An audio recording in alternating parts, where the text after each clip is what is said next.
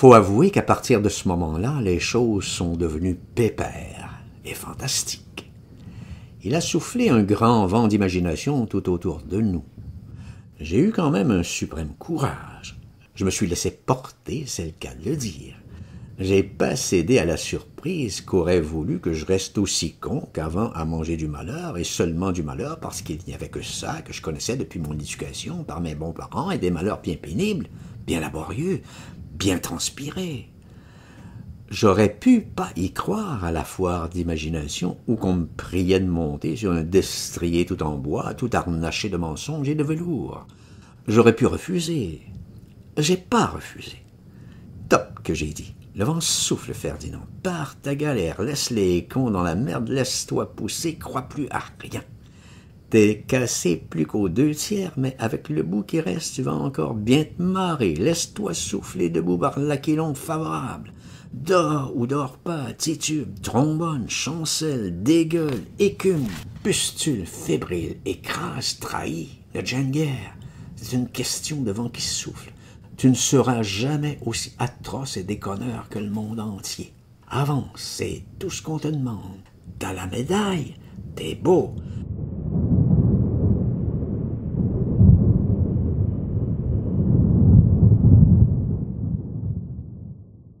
Dans la bataille des cons de la gueule, t'es enfin en train de gagner très haut. T'as ta fanfare particulière dans la tête.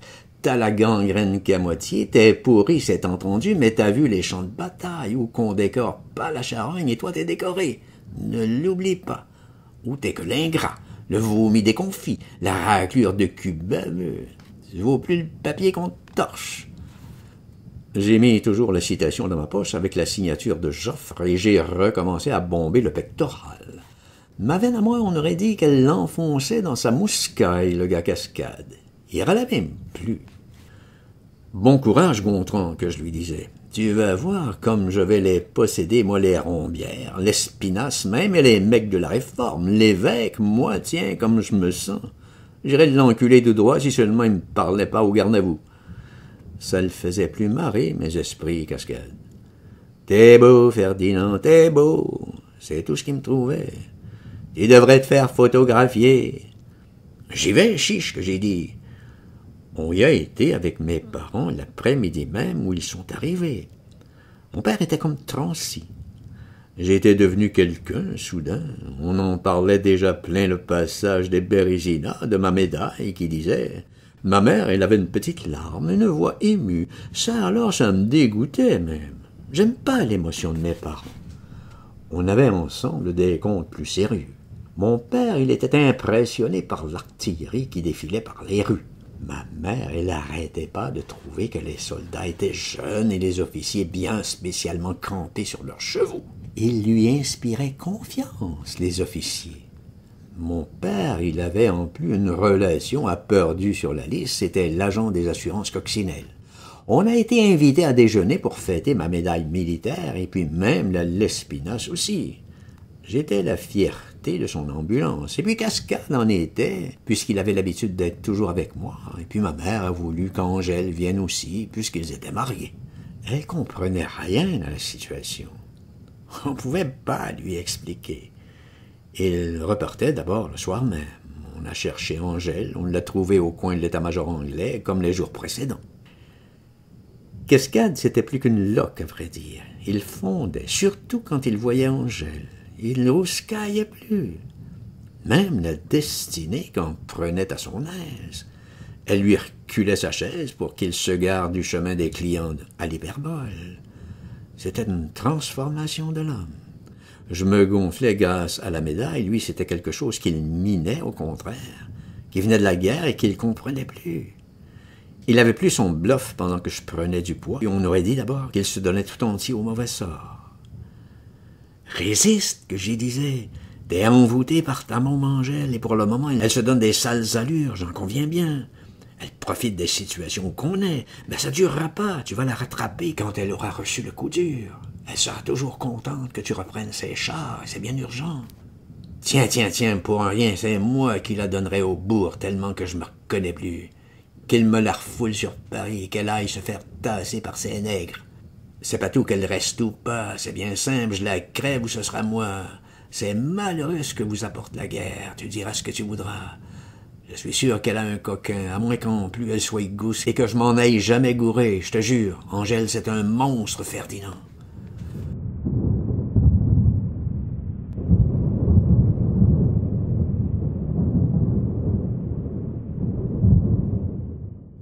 Monsieur Harnache, il s'appelait, l'agent de la coccinelle. Pour une jolie maison, on ne pouvait pas faire mieux que la sienne comme confort à l'époque. Il était aimable au possible. Il nous l'a fait visiter dans tous les sens. C'était de l'ancien. Ma mère, elle, appréciait beaucoup. Elle complimentait. Elle plaignait Madame Harnache d'avoir à vivre si près du front. Et les petits-enfants mignons, 2 garçons, une fille, qui vinrent à table avec nous. Monsieur Harnache était riche depuis toujours. Il s'occupait de la coccinelle pour se donner un but dans la vie. Ma mère, alors, elle n'en revenait pas de l'admirer. Il avait en somme tous les courages et bien les vertus. Si riche, parmi les troupes, si près du front, avec de si jolis enfants autour de lui, réformés pour faiblesse de cœur, dans une si grande et si bien meublée demeure, tout en ancien, avec 3 bonnes et une cuisinière, à moins de 20 kilomètres du front, si simple avec nous, si complaisant.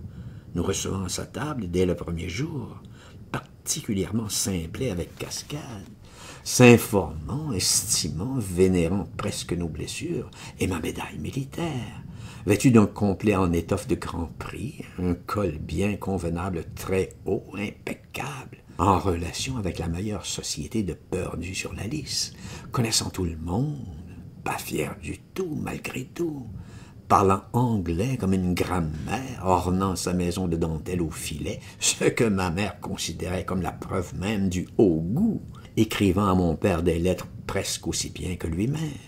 Pas tout à fait, évidemment, mais admirablement, gardant, chose rare à l'époque déjà, les cheveux en brosse, coupe sévère qui fait si propre et si parfaitement masculin, et convenable et qui consolide la confiance en vous des assurés éventuels. Ma mère, avec sa jambe de laine, comme elle disait, peinait pour gravir chaque étage, ne se rassasiant pas de trouver tout admirable dans la demeure de monsieur et madame Harnache.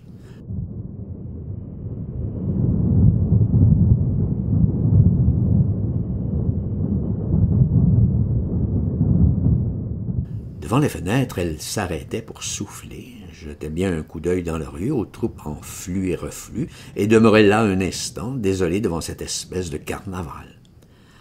On entend encore le canon qu'elle faisait. Et puis elle repartait admirer la pièce à côté où tout témoignait de trésors de plusieurs héritages Harnache.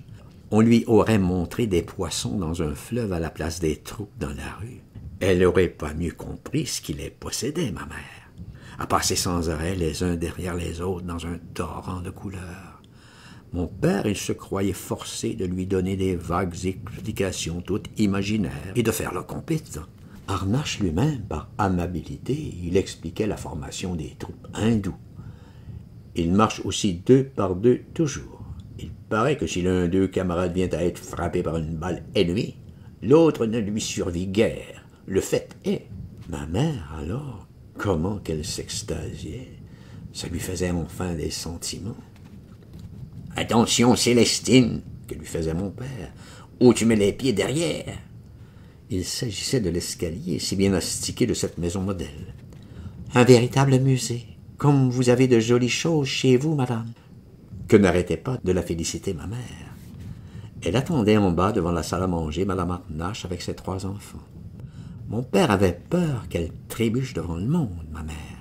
Elle boitait d'avoir tant parcouru les escaliers, en plus du chemin de fer et des pavés de la ville. Il faisait une grimace, mon père, en pensant à ces guiboles ignobles et maigres. Il était sûr que les autres avaient vu aussi sous ses jupes en montant. Il avait l'air cochon quand même, Harnache, avec ses petites moustaches de chat. Il devait branler les bonnes. Mon père, il jetait un œil de sournois du côté des bonnes quand elles passaient les hors-d'œuvre. Des grosses jeunes de 20 ans, bien girondes. Quand elles allaient vers la cuisine porter les plats, fallait qu'elles franchissent 2 marches. Ça découvrait un peu leur molleton. Mademoiselle Lespinasse est arrivée un peu en retard, se confondant en excuses. « Allons l'entrée de la place majeure, il avait été empêché par la parade des Écossais débarqués de la veille, auxquels leur général remettait leur drapeau. « Comme c'était beau! Quel magnifique garçon, madame! Presque des enfants encore, certes, mais superbes de fraîcheur, de bravoure et d'endurance. Je suis certaine qu'un jour ils vont faire des merveilles et donner du fil à retordre à ces ignobles boches, des bêtes, des horreurs. Oh oui, madame, certainement, on lit dans les journaux des détails atroces sur leur cruauté. C'est vraiment pas croyable. Il devrait y avoir des moyens d'empêcher ces choses-là. » Question d'atrocité, on nous ménageait les oreilles à Cascade et à moi. On ne voulait pas tout dire ce qu'on avait lu dans les journaux.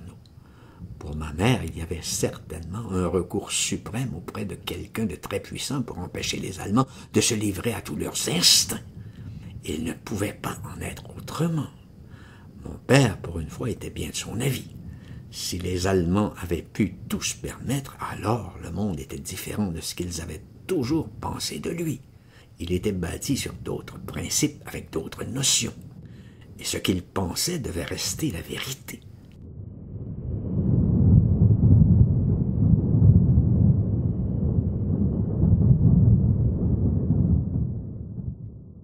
Bien sûr, il existait contre les bestialités guerrières le recours suprême.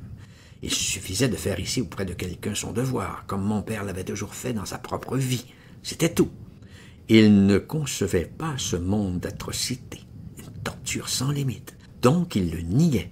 L'envisager seulement comme un fait possible leur faisait plus horreur que tout. Ils en tapaient dans les hors-d'œuvre convulsivement. Ils se congestionnaient mutuellement, à s'encourager à nier qu'il n'y eût rien à faire contre les atrocités allemandes.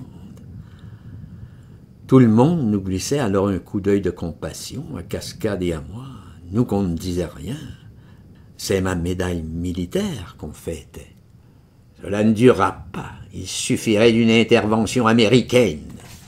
Mademoiselle Lespinasse hésitait un peu, c'était visible pour nous deux, Cascade et moi, à s'indigner autant que les autres.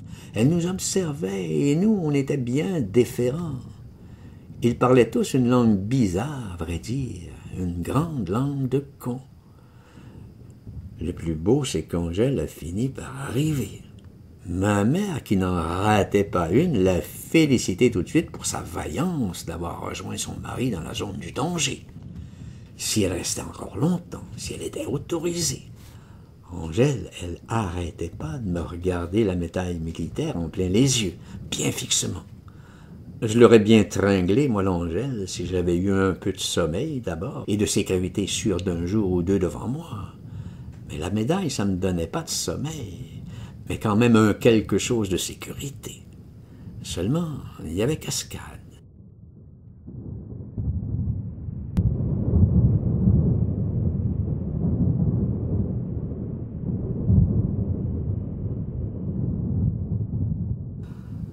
On est parvenu au gigot. Là, alors, on s'est arrêté de penser un moment. J'en ai repris 3 fois, mon père aussi. M. Harnache aussi, sa femme 2 fois, mademoiselle Lespinasse 1 fois et demie. Ma mère, en me regardant manger tant, me souriait tendrement. « Eh bien, l'appétit n'a pas disparu au moins », qu'elle faisait remarquer joyeusement à tout le monde.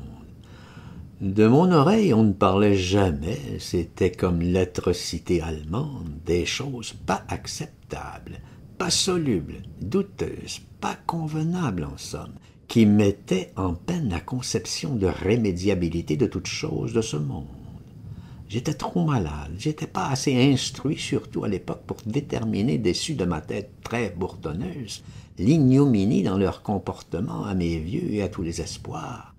Moi, je sentais ça sur moi à chaque geste, chaque fois que je vais mal, comme une pieuvre bien gluante et lourde comme la merde, leur énorme optimiste, niaise, pourrie connerie, qu'ils rafistolaient envers et contre toutes les évidences à travers les hontes et les supplices intenses, extrêmes, saignants, hurlant sous les fenêtres même de la pièce où nous bouffions, dans mon drame à moi dont ils n'acceptaient même pas toutes les déchéances puisque les reconnaître, s'était désespéré un peu du monde et de la vie, et qu'il ne voulait désespérer de rien envers et contre tout, même de la guerre qui passait sous les fenêtres de M. Harnache à plein bataillon et qu'on entendait ronfler encore à coups d'obus et plein d'échos dans toutes les vitres de la maison.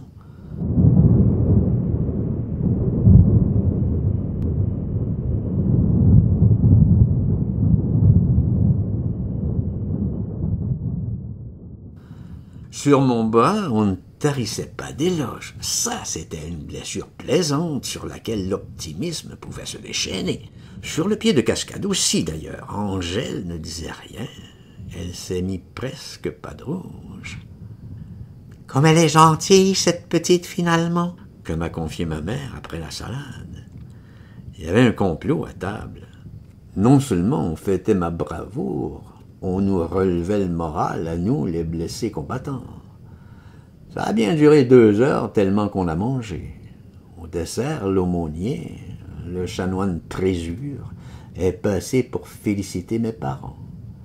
Il parlait doux comme une dame, il buvait du café comme s'il avait bu de l'or. Il était sûr de lui.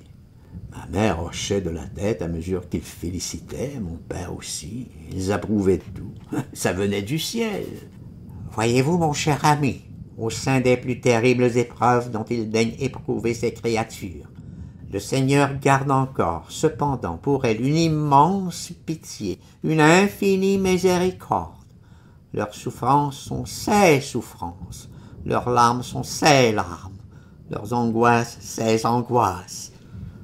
Je prenais l'air bien ahuri et contrit pour acquiescer à mesure aussi avec tous les autres aux paroles du curé. Je l'entendais mal à cause de mes bourdonnements qui me tendaient autour de la tête comme un casque de vacarme presque impénétrable. À travers ces sifflements seulement, et comme à travers une porte aux 1000 résonances, me parvenaient ces mots tout suintants et fielleux.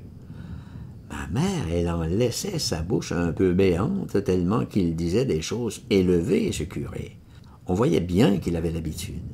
Il n'arrêtait pas de dire des choses élevées, comme ma mère d'être dévouée, et moi de bourdonner, et mon père d'être honnête. On a rebu tous du cognac et du vieux pour fêter encore la médaille militaire. Cascade, il pompait dans le verre d'Angèle. Il les lui laissait même pas finir pour l'agacer. Il les lui lampait sous le nez. Il trouvait ça facétieux. C'était une espèce de danse où qu'on était dans la salle à manger de M. Harnache, une danse de sentiments. Ça venait, ça allait au milieu des bourdonnements. Rien n'était plus stable. On était sous, tous. M. Harnache avait enlevé sa cravate. On a rebu du café.